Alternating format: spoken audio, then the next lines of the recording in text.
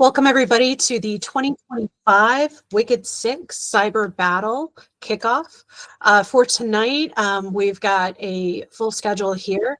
I've got some opening slides that I will be sharing with you and giving you some broad information about what to expect for the tournament. And we have a couple of Shoutcasters who will be streaming the live show that I'll introduce to you tonight as well. And then I'm going to hand it off to Josiah Stearns, who runs Glitch. And he's going to give you a walkthrough of what to expect on the platform, some tips and things that you should be considering and how to prepare.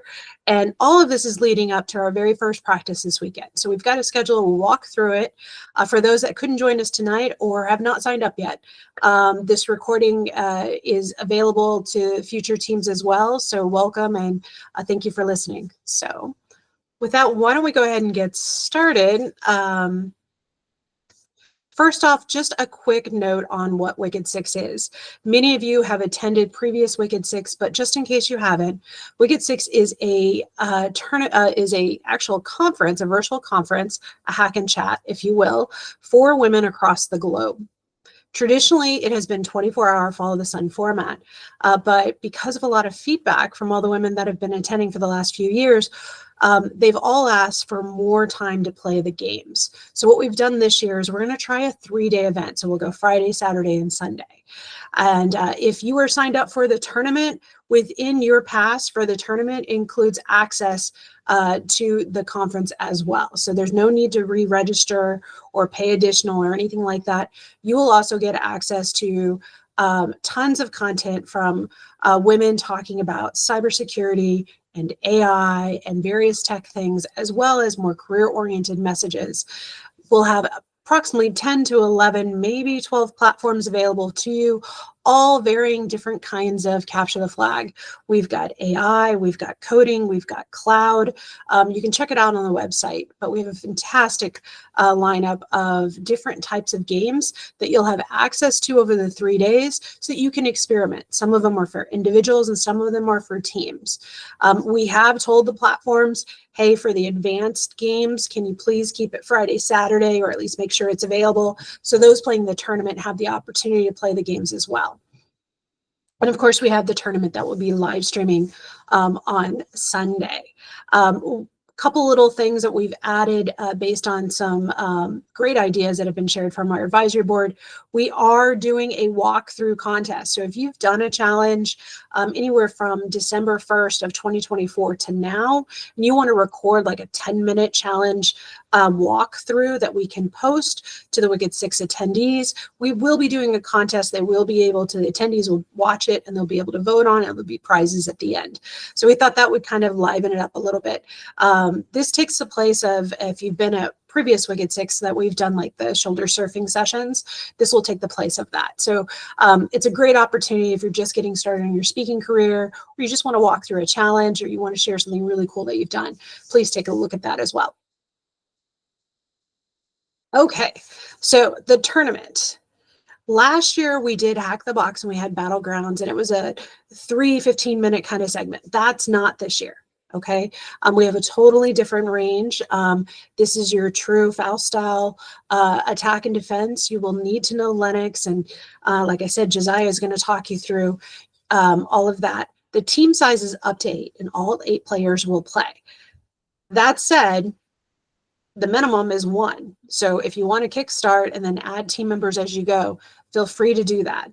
I believe Josiah can correct me if I'm wrong, but I believe you can get started with a few players and then players can leave and come during the 9 hours as needed. So if you've got some shift schedules that you've got to work through or something like that, this platform is tremendously flexible and should be a great opportunity. I'm hoping he touches on this. I'm going to say it here and now as well.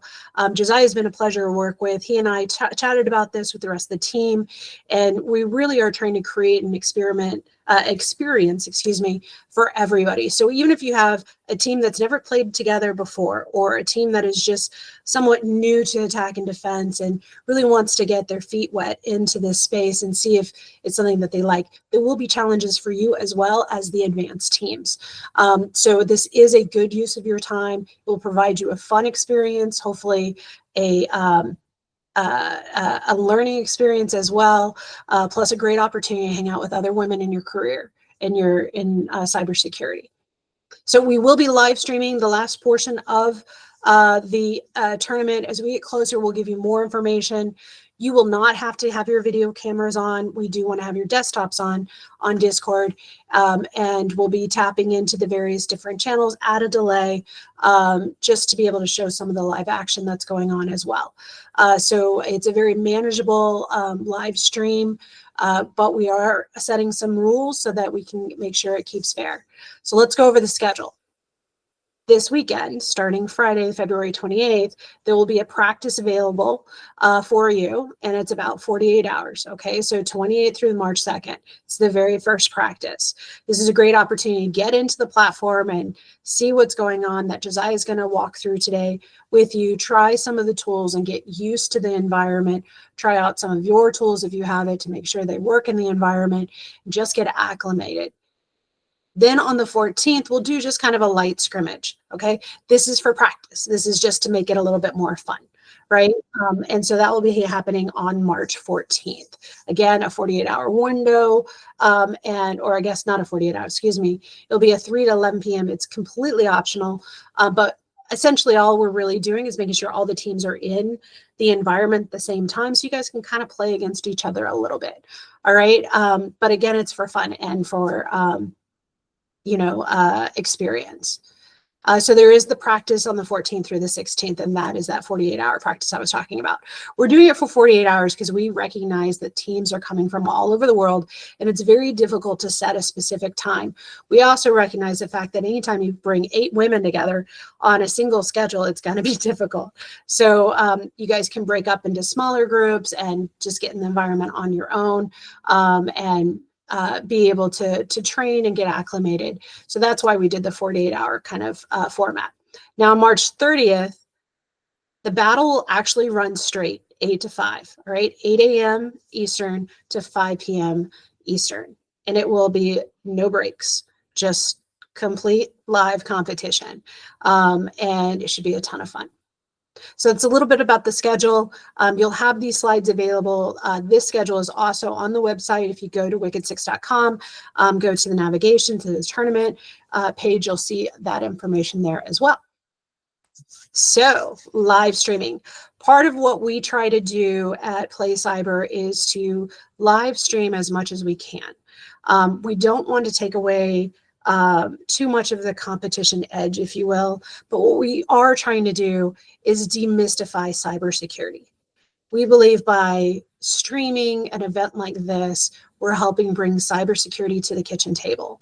That means your friends, your coworkers, your families, even yourself at a future time can take a look at this and learn from it and have a wonderful experience. Now, that experience is really contingent on the talent that we bring in to help kind of tell that story. And so we are really hyped up this year because IPSEC is coming back, and Bailey Marshall is going to be joining him. They're going to give kind of the walkthrough of, what has been happening. So what to expect. I would say somewhere around towards the end of the battle, we're going to be doing recaps from earlier in the day. We're going to be talking about how this relates to real life, what are the skills, what are the jobs that you can get, things to that degree. And then, maybe showing a little bit of the action as well. So with that, I am going to pause for a second because I can't actually see you. Is Nick or Bailey on the line to say hello and give an introduction? Yes, I'm on the line. I'm Nick or IPSEC. So, yeah, I don't know what type of introduction you wanted. Most people probably are familiar with my YouTube channel, youtube.com/IPSEC. I have the website ipsec.rocks, and I've been doing Hack the Box related challenges for probably like 5 to 7 years now. I always lose track of time. Yeah, I don't know really what else to say. Well, that's okay. I'll talk for you a little bit. Nick is amazing. Okay. He's the only guy I know that can watch cyber happening in real life and make it sound like baseball. It was pretty exciting. So thank you for coming back. It's great to have you and really appreciate it. Bailey, are you out there? Can you I am. Hello. say hello? Many cat trees behind me, so you know it's really me. So I'm Bailey Marshall. I run the security Rex. We basically, I just want to educate people. I want to share how hyped I am about doing offensive security. I do pen tests and private investigation and all sorts of like all things hacking is me. So I've been trying to bring a little bit more of like the Gen Z millennial and kind of a little bit of humor to tech. So that's a little bit about me. So I'm just super excited to be here. Bailey, where can they find your YouTube channel? Yeah, everything that I have is at the Security Rex. So that's TikTok, Instagram, YouTube, the website, all of it. It makes it easy. Excellent. Thank you very much for being here. She's going to bring the humor. So between the two, this should be quite a bit of fun. Okay, let me go back to sharing my slides.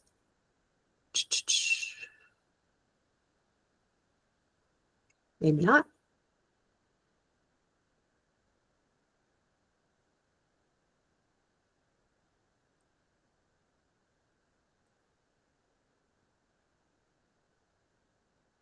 Are they sharing?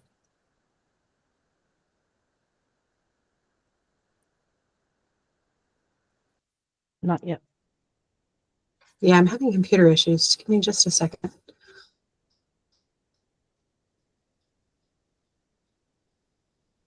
Okay, so we talked about, I'm just going to go ahead without the slides for a second.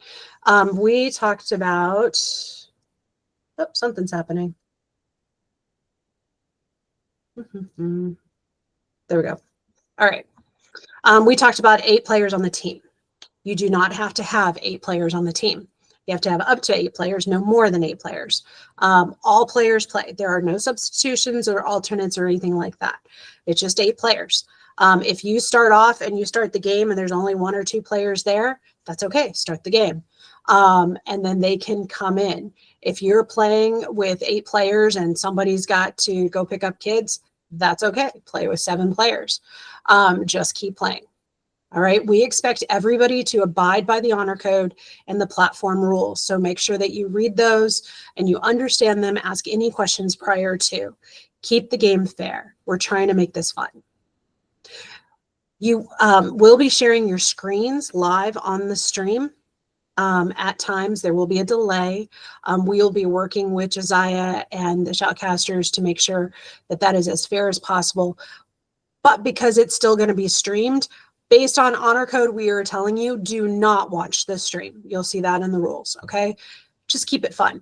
Again, the stream is for everybody else. It's the ability for us to share the beauty and the magic that you guys are doing, demystifying security, all that hard work to others outside of those that are playing.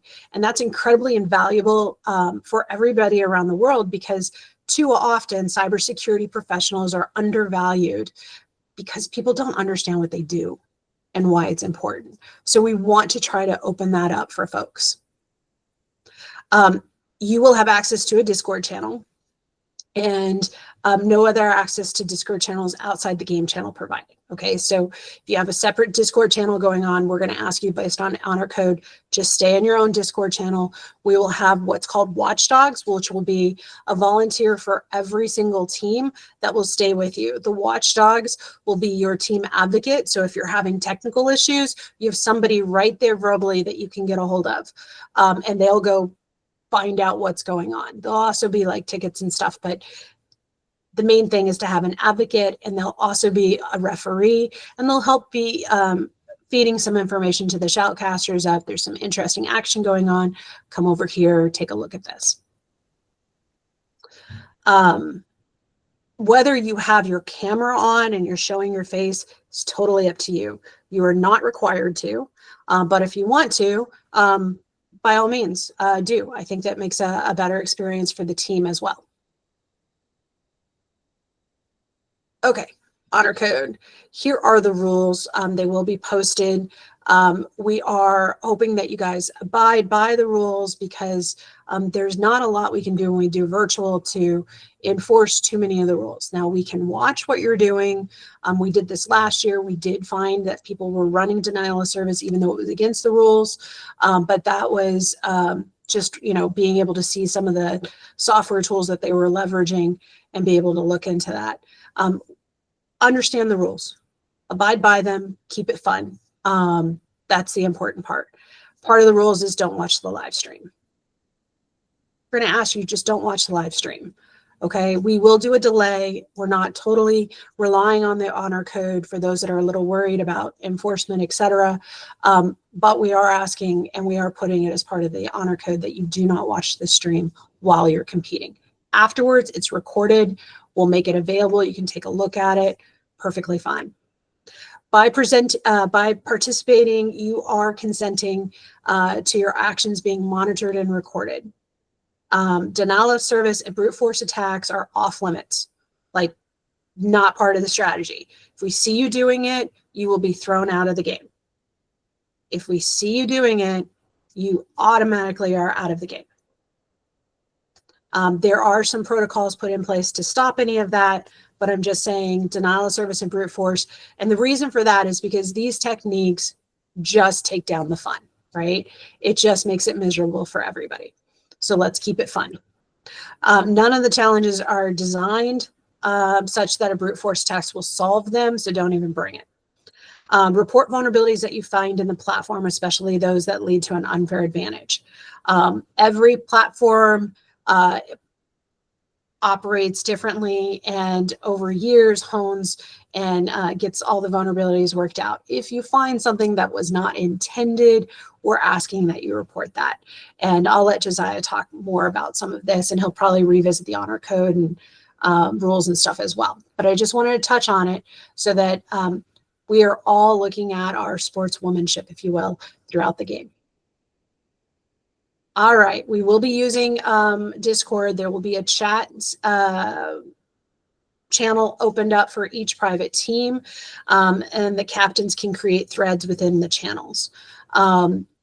English is required during the game, so the referee understands what's happening, or the watchdog, if you will. There will be a translation bot that will be available. This is the first time we're using it, so I don't know if it's going to crash. I don't know what issues we're going to have, but we are going to try it because we do understand that language is often a hurdle, and we're trying to make this as fun as possible. So we will be testing out the use of the translation bot during the during all of Wicked6, by the way, not just the tournament. Okay, with that, I'm going to stop sharing, and I'm going to hand it over to Josiah. Josiah, welcome. Thank you so much for making the platform available. We really appreciate it. Really looking forward to seeing what the platform looks like and hearing more from you about what glitches and your hitchhiker's guide to attack and defense. Well, thanks, Jess. I appreciate it. Can you see my screen all right? Yes. Great. All right. Well, I'm Josiah, and I'm super excited to present how to play attack defense and how to play glitch, which will be the platform for this Wicked6 tournament. So I'll be going over a few things tonight. First off, just super quick background on who I am. Then a general overview of how attack defense works as a game format, how it's different from CTF style formats. And then also going into a lot of details on how glitch range works specifically, how you'll connect to it, and how to operate within that environment. I'll close with going through what your connection process will look like. So I'll go through all the same steps on screen that you will go through during the demo periods and then also during the tournament.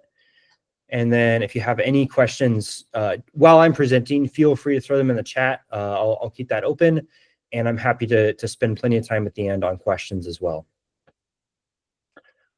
So I'm Josiah, go by Bootkid pretty much everywhere on Discord and everything like that.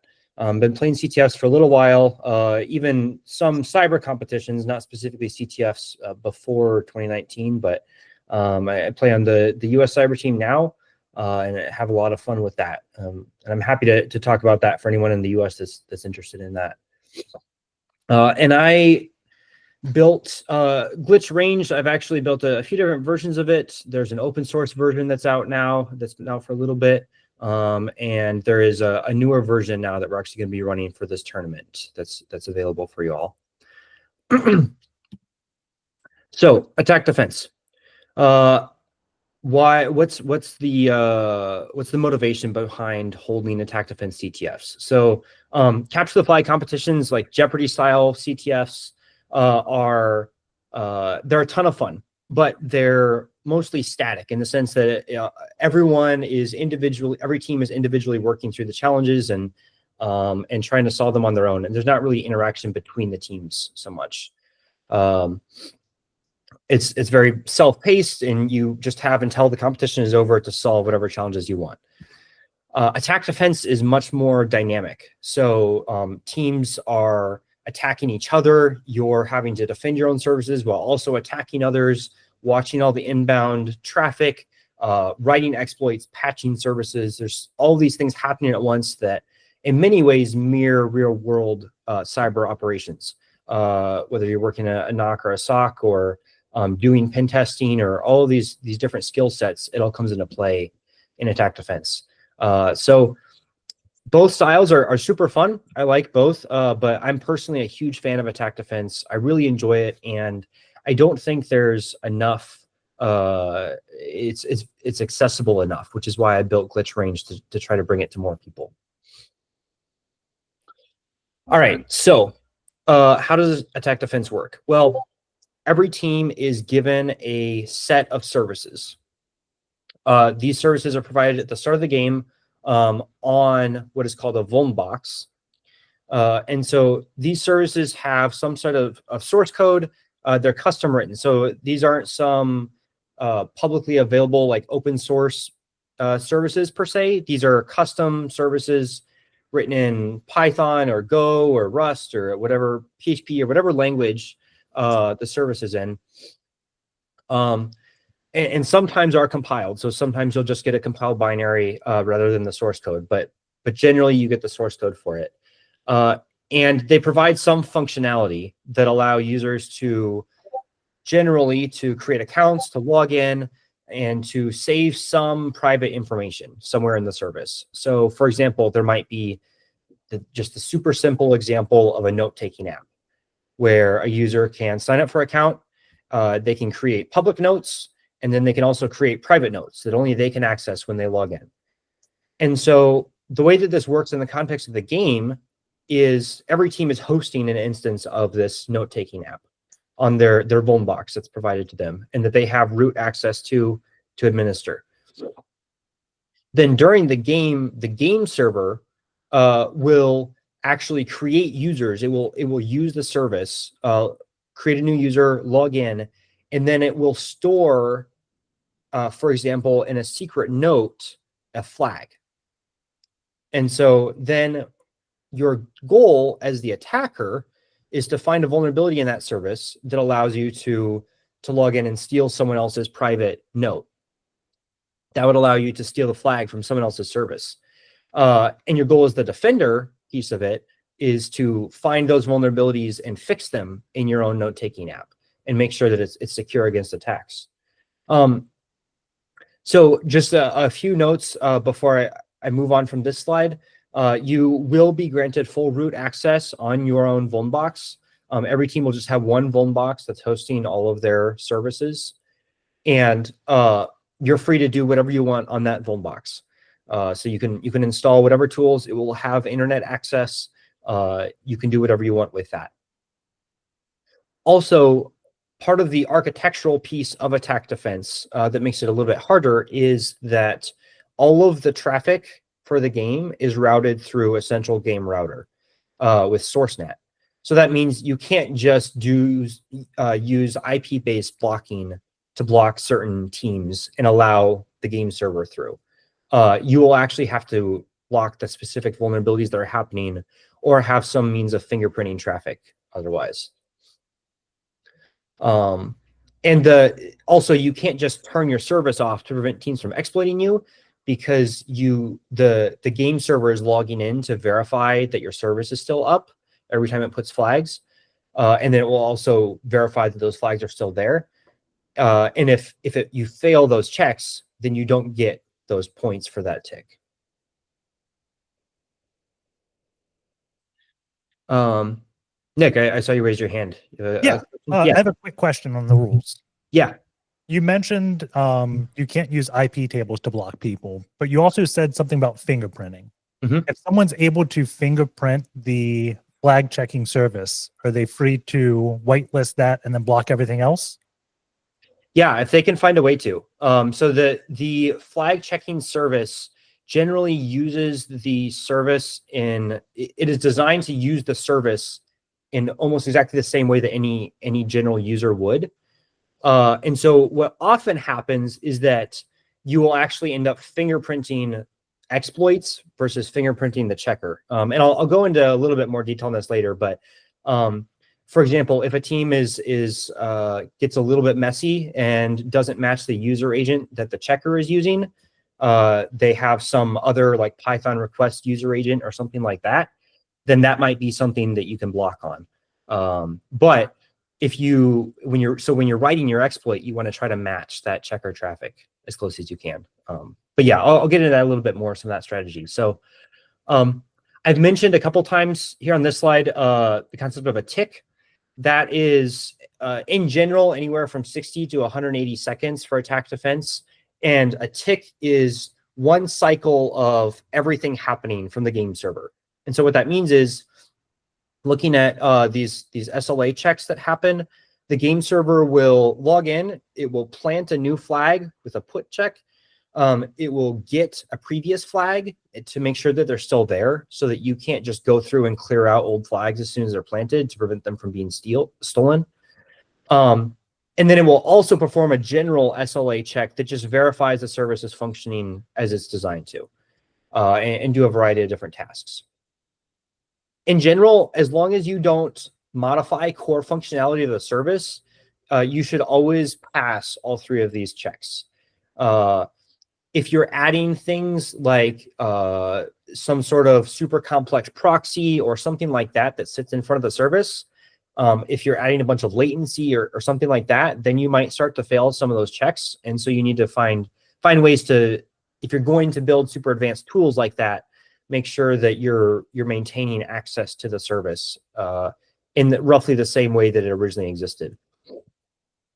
And if you make significant modifications to, for example, the login page, so if you change the login path from /login to /dashboard/login, then the checker won't know how to interact with the service anymore. And in much the similar way as users to a service wouldn't know how to use that anymore, or they might have it bookmarked or something. So you do have to maintain the same functionality of the service to pass the checks. Flags, I also already mentioned a couple times. The most common flag format for attack defense I have listed there, the regex that matches it, 31 uppercase or numbers ending with an equal sign. And that will be the flag format for this tournament as well. And flags do expire. So you only have to store the last 5 ticks of flags. There's no advantage to getting rid of them after that because teams won't get points for submitting them if they steal them older than that. But what that means is that if you have to restart your service and you lose the flags that were in your database for some reason, you will only fail that get check for at most up to 5 ticks. And so it will recover over time, even if you delete flags. And then scoring. So you, from the offense piece, you gain points by stealing flags. And when you steal flags, the losing team loses defense points. So you want to steal flags from other teams. You want to prevent other teams from stealing flags from you. Pretty logical. And then you also get points, like I mentioned, for passing those SLA checks. And I'll go over the specific scoring formula for glitch here shortly. All right, so I mentioned SourceNet. This is a super simple network diagram, just for your reference. The way that glitch is set up, a lot of this happens behind the scenes, and you really don't have to worry about it. All of the routing and stuff is taken care of for you. So you really don't need to worry about this network diagram too much, but it's here for your reference. In the middle is the game VPN router. So that's where all the traffic goes through. So both all of the players and then also all the vuln boxes are using WireGuard VPNs into this centralized game router, as well as the scoring server that's doing all of those checks. As you can see, the team vuln boxes are addressed logically with the third octet being the team ID. And so if your team ID is 3, then your vulnbox IP will be 10.100.3.1. And then your player VPN profiles will be within that /24 subnet. So starting at 10.100.3.5, 3.6, 3.7, etc. But again, you should never have to modify your IP settings for anything. The only time this really comes into play is if you're writing custom tooling to throw exploits. This is your list of targets, the 10.101, 10.102.1, 10.103.1, etc. All right, so getting into some specifics for the glitch range. This is designed, first of all, to be as simple as possible to connect.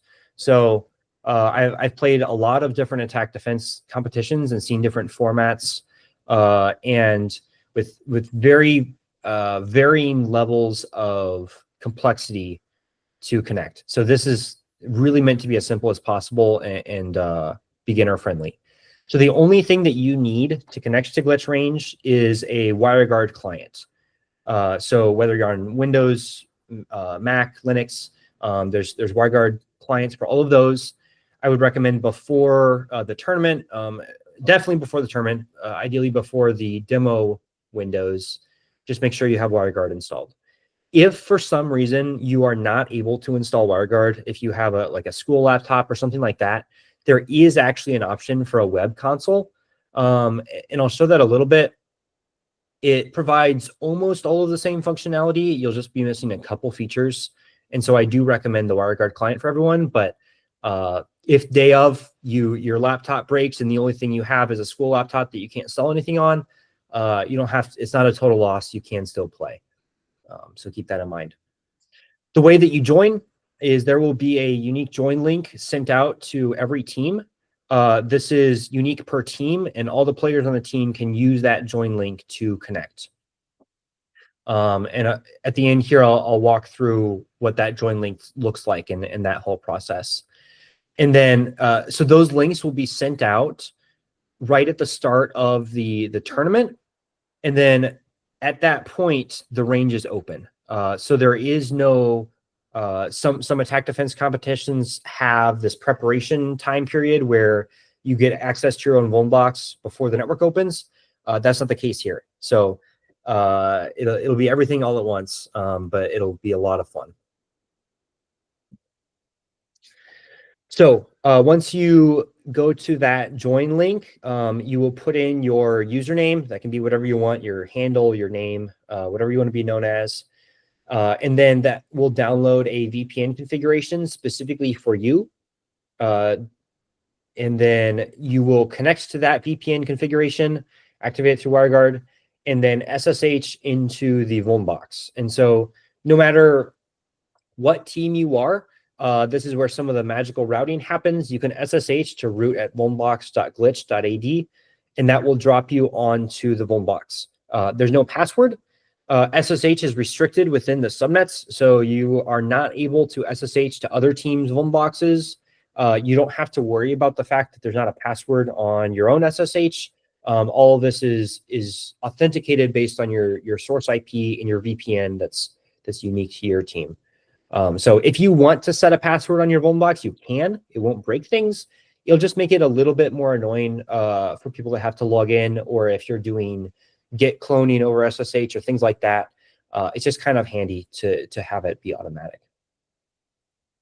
Then once you get in, the first thing that you will have to do is to start reading through the source code. So all the source code is stored in /services on the vuln box. It's also symlinked in your home directory under services. So it's right there. It's super easy to see. Each service will have its own directory. And then within that directory, there will be a Docker Compose file that starts the service, it will be running when you log in. So you don't have to worry about starting your services when you connect. They'll already be started and running. But you'll need to start reading the source code. I would recommend, and I'll get to strategy more later, but I'd recommend pretty quickly just triaging what the source code, what the different services are, and then assigning people to specific ones to go in depth on them. And what you're looking for here are service level vulnerabilities in the configuration. So generally not things like outdated packages necessarily. That can sometimes be a bit of a code smell, but most of the time, this isn't a matter of updating things as much as it is finding there's some SQL injection, or there's cross-site request forgery, or there's IDOR, or things like that. So all sorts of service level vulnerabilities. Once you find a vulnerability, then there's kind of a fork in the road. You have to figure out what to do as a team and how to divide work. So you need to both write an exploit, start figuring out how to exploit that vulnerability in a way to get a flag. And then also you need to start patching the service. And so you'll modify the source code to fix the vulnerability, and then you'll restart the service. And then you might lose a tick of SLA depending on how long it takes for the service to restart. And then hopefully you didn't break anything. If you did, then you'll see that your SLA score will start going down, and you'll have to fix that. The other major piece of this is monitoring network traffic. So there is provided for you a man-in-the-middle proxy session set up for every service that allows you to monitor all the network traffic going through really easily. If you want to, you're free to take PCAPs with TCP dump or whatever other tools you want. If you'd rather look at PCAPs, that's fine too.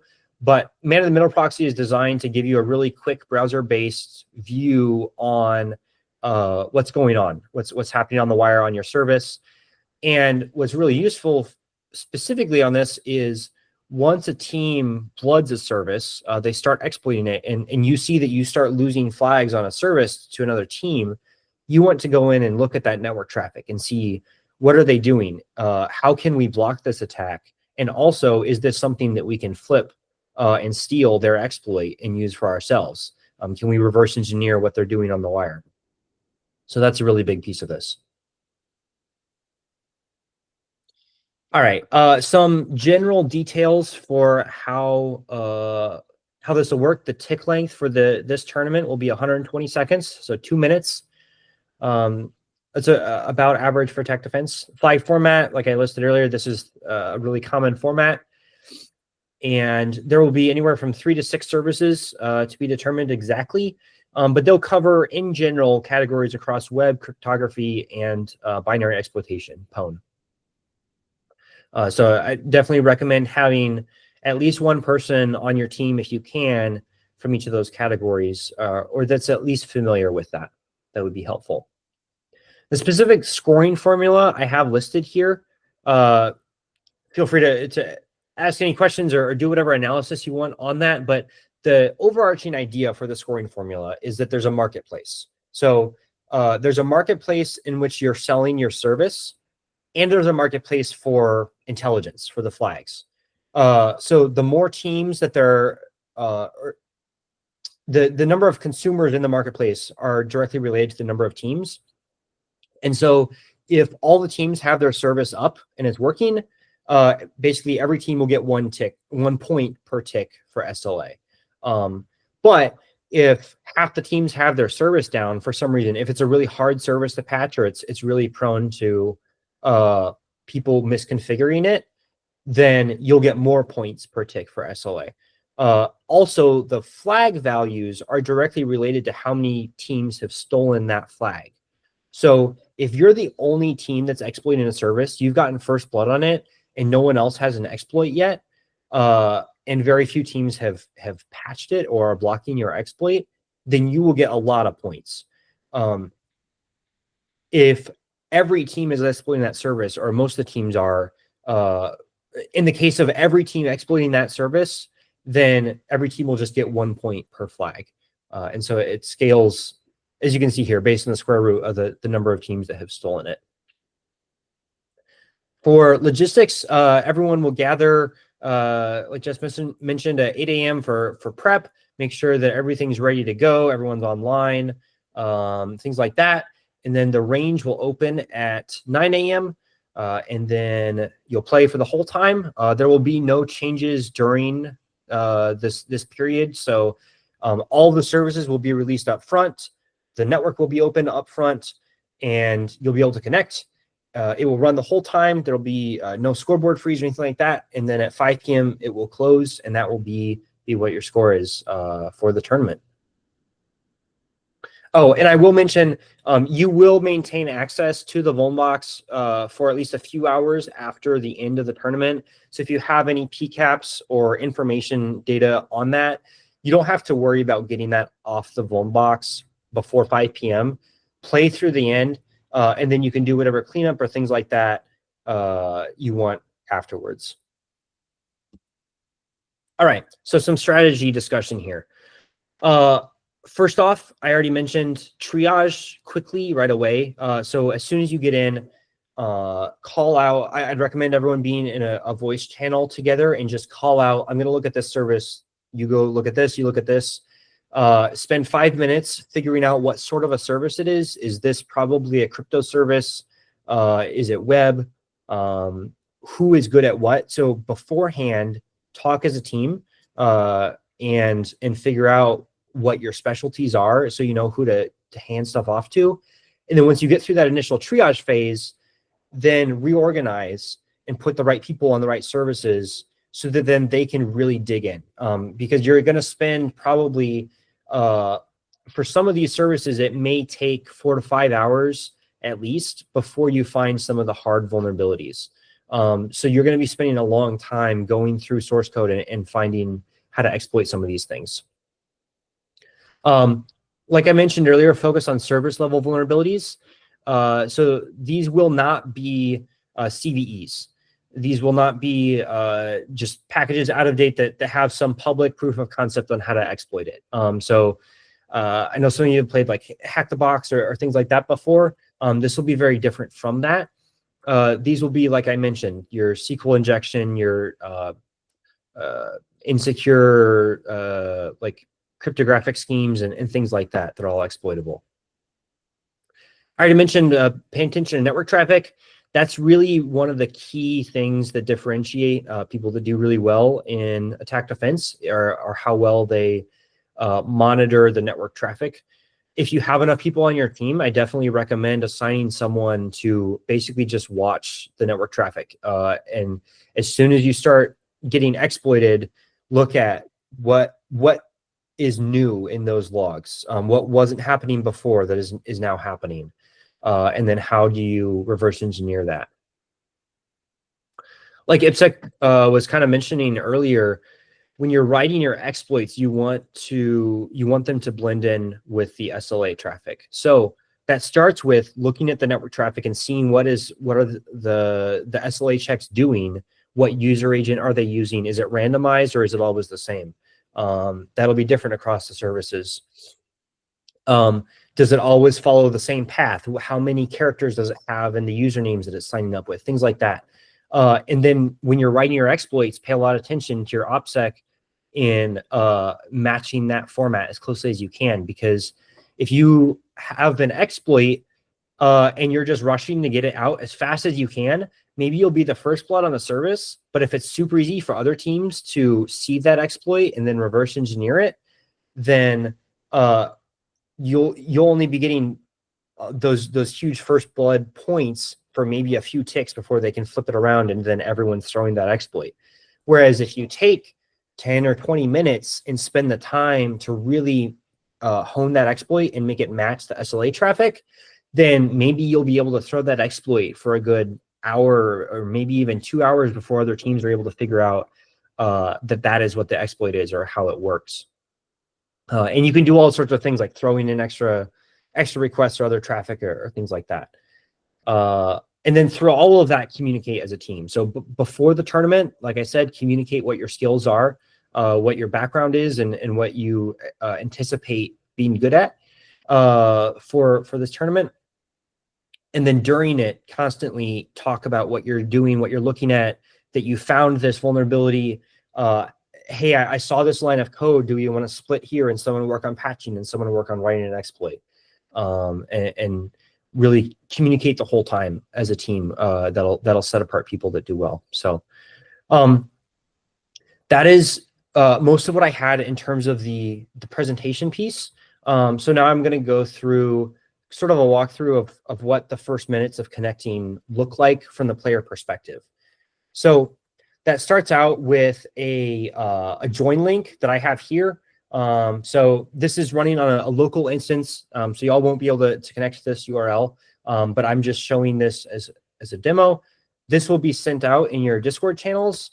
When you go to that, you'll be shown with this screen, prompting you to join your team. So you can put in whatever you want your username to be in the game, and then download a VPN,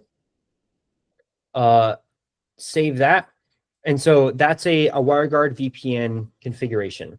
So I'm going to go, I'm actually off screen, but all I'm doing is activating that WireGuard VPN in my Mac WireGuard client. So I just activated that. I also mentioned earlier that there's a web console option. So I'll show that real quick here. I just clicked that web console button after entering my username, and that drops me into this shell here. So you can, this is interactive. You can run all your commands and things like that here if you need to. So going back over here, it tells you there's this link to install WireGuard if you need instructions on how to install it if you haven't gotten it yet. And finally, there's this command to SSH into the vuln box. So copy that. We'll go over here and paste that command in. And that also drops me into the vuln box, the exact same way as the web console. So I'm now root on the vuln box. And you can see here it lists out some of this information when I first connected. So it tells me this is that connect link in case you lose track of it or need to send it to someone else. That's listed there. This is the IP for the vuln box. And then it says how long for this demo. I just set the tick length to 30 seconds. And I'm running these 3 example services. These will likely be the services for at least one of the demo periods that we run. Just 2 super simple ones. And then one actually that I took from ICC 2022. So as you can see here, the last thing it says is to list the glitch commands, run glitch help. There's a built-in glitch command here that provides a lot of built-in functionality. So some of the things you can do with this, you can do glitch info. That shows the exact same information that was displayed when I first connected. You can do glitch checks, which shows you the status of your services, that you're passing all of your SLA checks. And then there's a few other options. You can block certain strings. So what that does is you can actually institute regex network blocks. And behind the scenes, this is basically just a wrapper for Suricata. So Suricata is bundled with the vuln box. It's already running and set up on the services. But this is just a super easy way. If you need to add strings to block, then you can do it that way through the glitch command. There's also a glitch exploit command. So, and if you type glitch exploit help, that shows you the example usage for that. So once you get an exploit working, there is a thrower built in that will automatically throw your exploits against the other teams. So commonly in attack defense, there are a lot of tools that teams will bring to attack defense. Generally, they're either traffic analyzers and or throwers to throw exploits. Glitch provides both of those. So it provides man-in-the-middle proxy as the traffic analyzer and the built-in glitch exploit command as the thrower.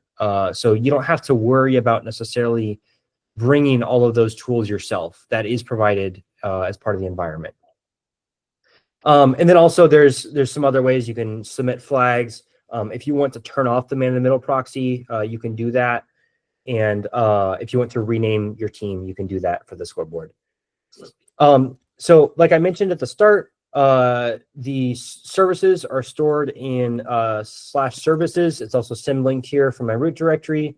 So if I cd into services, you can see there's a directory for each service there. If I cd into this one, you can see there's the doc compose file. There's also again, this one's really simple. There's just a main.py.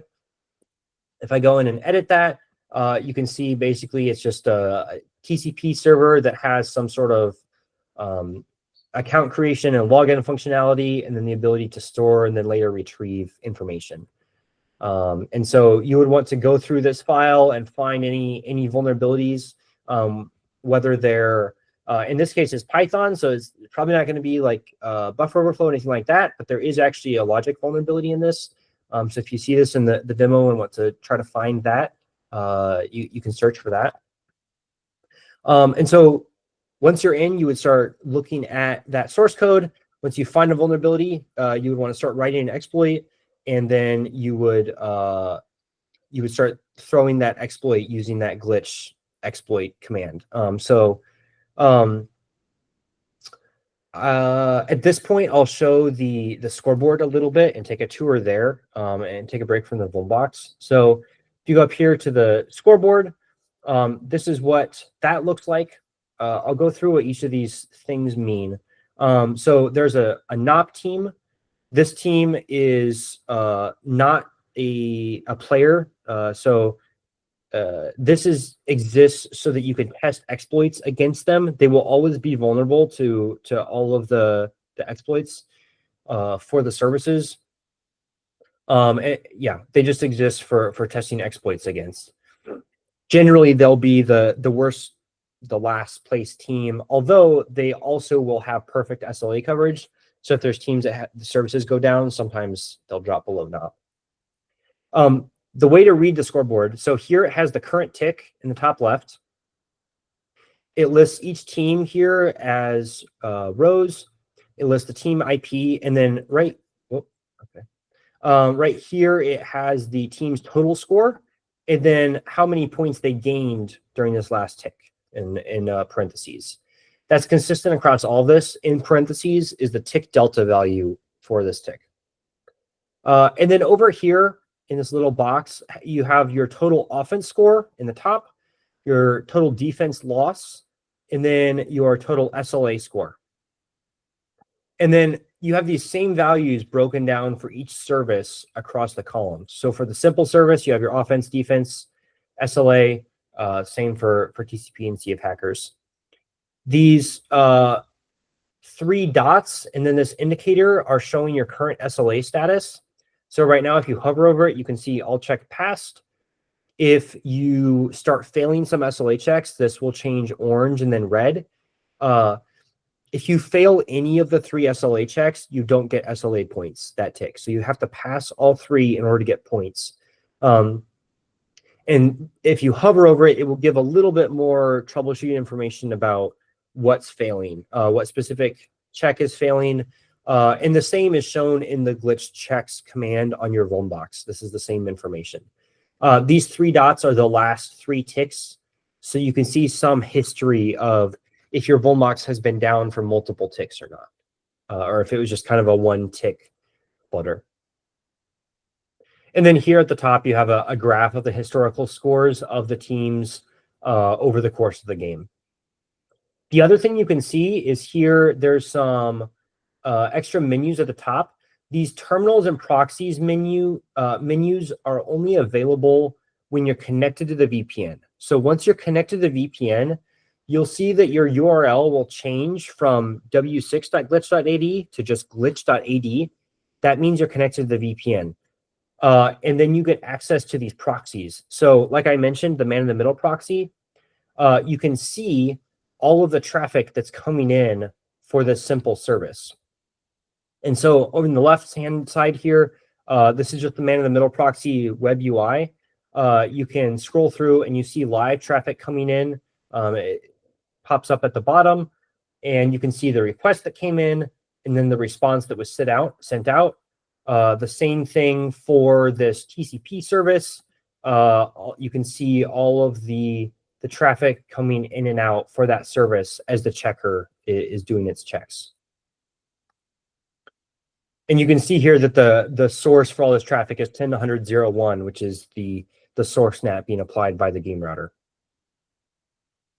There's also terminals. So if you want, you can actually, looks like that one had an issue. You can actually watch the other members of your team. So this is actually a live view. I can't type anything here, but I can see what other people were doing on my team. It's just kind of handy if you want to have it for situational awareness, but you'll also be sharing your screen in Discord, so you can use that as well. The last thing that's kind of fun about the scoreboard, there's also a map. So this is just a fun visualization. As we have teams from all around the world, will be able to see the network traffic actually going between these teams and attacks happening. And so as the game heats up, you'll see this map, a lot more red attacks going back and forth between teams. Right now, it's just the SLA checker sending this traffic. But you can actually click on a team, and that will show you all the same scoreboard information for that team. And you can play around with that. So just kind of a fun visualization. You can send this to your friends, and they can watch as the game is happening and what's going on. For those of you that might be thinking about ways to use this for a technical advantage, the traffic here is randomized plus or minus 30 seconds. So you can't just scrape this API to try to block requests that you see are coming from certain teams. So if you find a way to game that system, let me know. And that might be a vulnerability, but I have sufficiently randomized this, so there shouldn't be any way to take advantage of this to block attacks. That would be pretty sophisticated. All right. That is a brief overview of how to connect. I know some of you have varying backgrounds in attack defense, so there might be questions in some of the more game mechanics and things like that. I'm happy to stop now and answer any of those questions that you might have. Feel free to either put them in chat or just come off mute. Yeah. Any questions? This is pretty thorough. You did a great job. And if there aren't questions, I can also, if anyone feel free to come off mute and interrupt me as I'm doing this. I will actually walk through a little bit, just because this is one of the things that tend to block teams initially, of what getting that first exploit looks like. So I'll actually demo for the simple service. I'll demo writing a quick exploit and then throwing it against other teams. So I'll take a look at simple. This service is actually unpatchable. So this is not something that we would be deployed in a real game. There's no way to defend this service against attack. And one thing I didn't go into a lot of detail in the presentation that maybe I should have covered it in more was the concept of flag IDs. So the rules document lays this out better, but every flag has a corresponding flag ID, which is generally something like the username or a document ID or something like that, that is the target where the flag is stored. And so that's how you know what to target with your exploit, and is generally necessary in order to write the exploit, which I'll show in just a second here. So you're not just blindly dumping an entire database and getting all the flags necessarily. You often have to run the exploit once per target flag ID that you want to get. So in this case, I'll actually jump back and I'll kind of go through this whole process. If we look at the traffic for this, what we see is here's a flag coming in, or actually this is a flag going out because this is a response. You can see it's going out from, or no, sorry, this is the post request. Yeah, it's posting a flag, which is right here, to this data URL. And then later on, you can see that it sends a GET request to a similar URL, and it responds with a flag. And so if we check the scoreboard API, which again is documented, that thing that I sent out, you can list all the flag IDs that are currently live. We can see that the format for the simple service for the flag IDs looks a lot like what showed up in that URL. And so actually what we'll end up doing is all we have to do is just get an item with using the flag ID, and it gives us the flag. This is a really, really simple service. So I'll write what that exploit might look like for this service.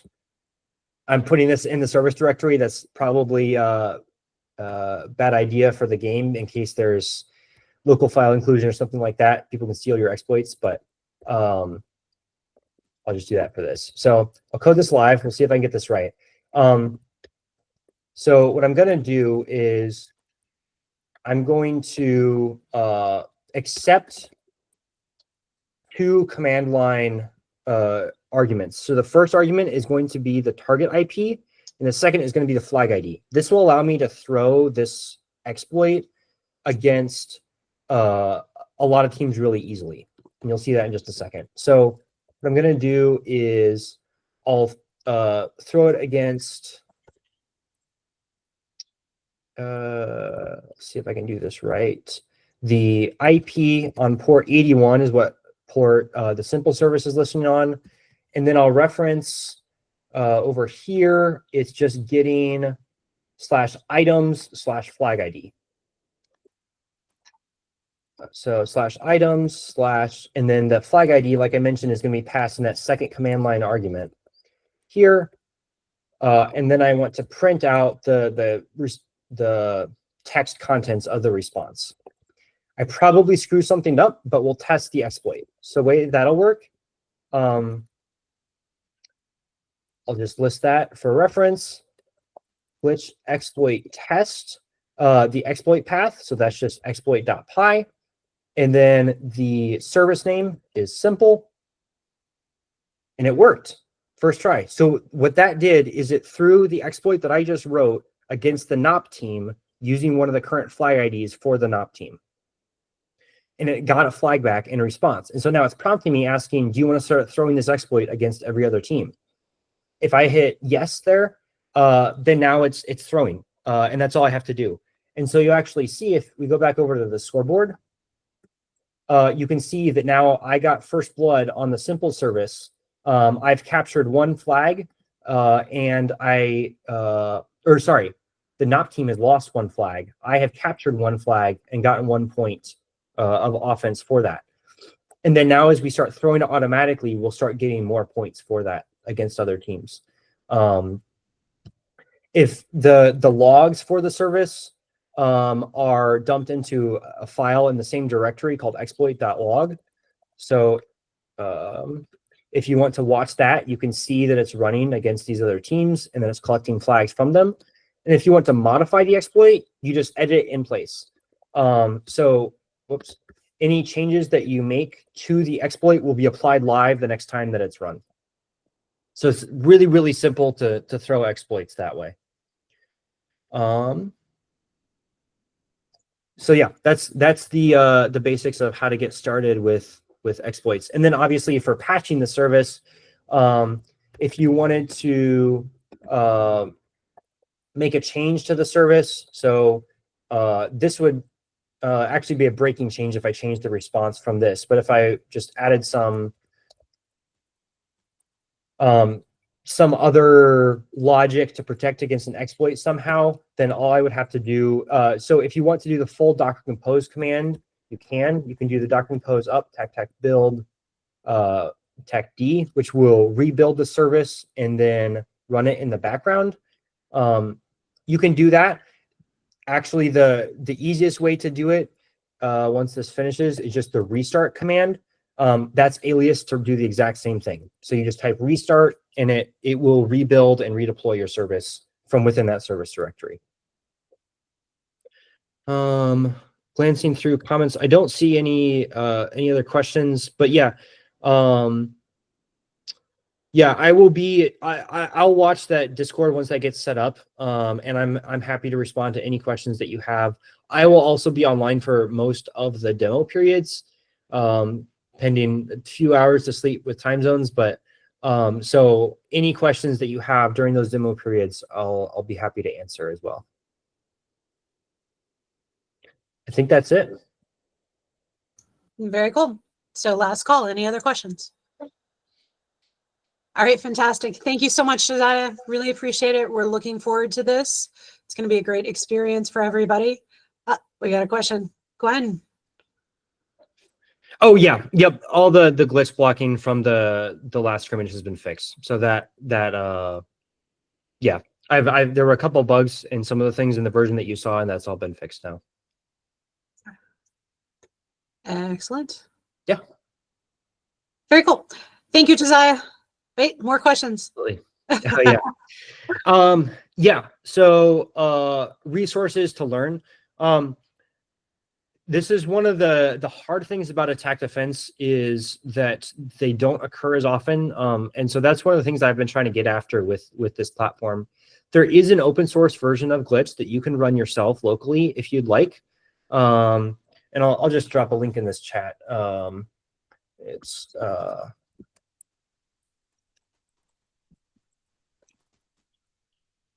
yeah. So you can run this locally if you want. It just requires Docker. It's not all the same things are here. So the same tools are not built in with this version. And there's a couple other minor differences, but if you're just interested in getting familiar with attack defense, this is something you can play with yourself or a few others. And other than that, the skills that will matter for this are just your source code analysis and then your knowledge of general web, crypto, and Pwn CTF skills. So if you come to the tournament with those skills, I've done my best to make this as approachable as possible from the attack defense piece. So there should be very little overhead from that side. Can you reiterate for practice this weekend, Mm-hmm. what should they preload? Yep. Do prior to? Yeah. So make sure you have WireGuard installed prior, and then just some way to SSH to the vuln box, which is pretty ubiquitous. So as long as you have those things, you'll be good to connect. All right. Yeah. Great. Well, thank you everybody who joined us tonight. Thank you for those that are watching the recording. We will probably post up this recording at tomorrow. We'll put it on the tournament page, so you'll be able to get to it. And I believe there's some other documentation that will also, the slides, and then a file that Josiah has put together that will also post up there to get you as much information as possible. Help us spread the word. Josiah has done a great job of making this very approachable in terms of an attack and defense games. And we are trying to get as many women as we can to really start playing attack and defense. And this is a great opportunity. There is no age limit or anything to that degree. So it's just a great opportunity for us to get more women playing attack and defense, gives them training. It's a lot of fun. And our hope is that we can start building out Wicked6 to be more and more a women's league and have more games throughout the year. But to do that, to justify that, we need more teams, which means we need more women playing. So with that, thank you everybody who joined. Thank you to our Shoutcasters, Bailey and Nick. Thank you for Jennifer for making all this happen. And good luck, teams. We shall see you this weekend.